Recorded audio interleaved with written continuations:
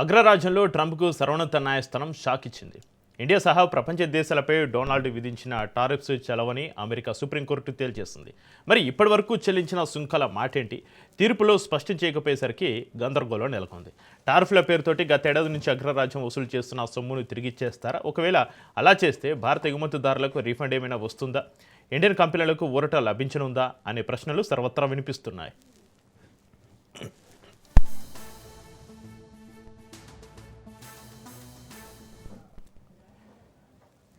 ఇక రెండోసారి ట్రంప్ అధికారంలోకి వచ్చిన తర్వాత 2025 ఏప్రిల్ 2న ప్రపంచ దేశాలపై ప్రతీకార సుంకాలు విధించారు. అప్పటి నుంచి డిసెంబర్ మధ్య వరకు దిగుమతిదారుల నుంచి అదనపు సుంకాలు వసూలు చేయడం ద్వారా అమెరికా ఖజానాకు $13,300 కోట్ల అంటే భారతీయ కరెన్సీలో 12 లక్షల కోట్లు చేరాయని అంచనా.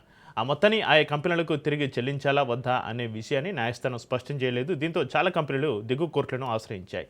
కాస్ట్కో, రెవ్లాన్, బాంబుల్బీ ఫుడ్స్ వంటి సంస్థలు రీఫండ్ కోసం పిటిషన్లు దాఖలు చేశాయి.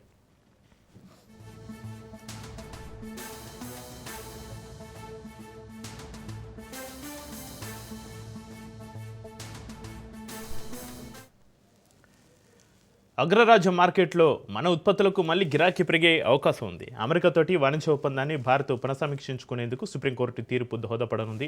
నిజానికి ట్రంప్ భారీ సుంకాలతోటి భారతీయ ఎగుమతిదారులకు ఇబ్బందులు ఎదురయ్యాయి. కొన్ని పరిశ్రమలకు అగ్రరాజ్యం నుంచి వచ్చే మార్కెట్ వాటా తగ్గింది. తాజా తీర్పుతోటి భారత ఎగుమతిదారులకు ఎలాంటి రీఫండ్ దక్కే అవకాశాలు లేవు. ఎందుకంటే టారిఫ్లను చెల్లించింది అమెరికాలోని దిగుమతిదారులే. ఒకవేళ సొమ్ము వెనక్కి ఇచ్చేస్తే ఆయా కంపెనీలకే వెళ్తుంది. ట్రంప్ టారిఫ్ల కారణంగా భారత ఎగుమతిదారులకు జరిగిన నష్టానికి అమెరికా ఎలాంటి పరిహారం చెల్లించబోదని మార్కెట్ నిపుణులు చెబుతున్నారు.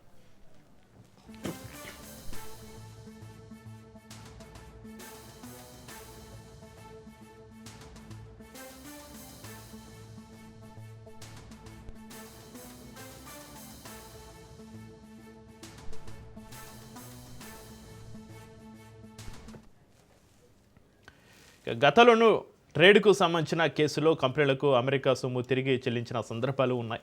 ఎగుమతులపై హార్బర్ మెయింటెనెన్స్ ఫీజు రాజ్యాంగ విరుద్ధమని 1990లో అనేక కోర్టులు తీర్పునిచ్చాయి.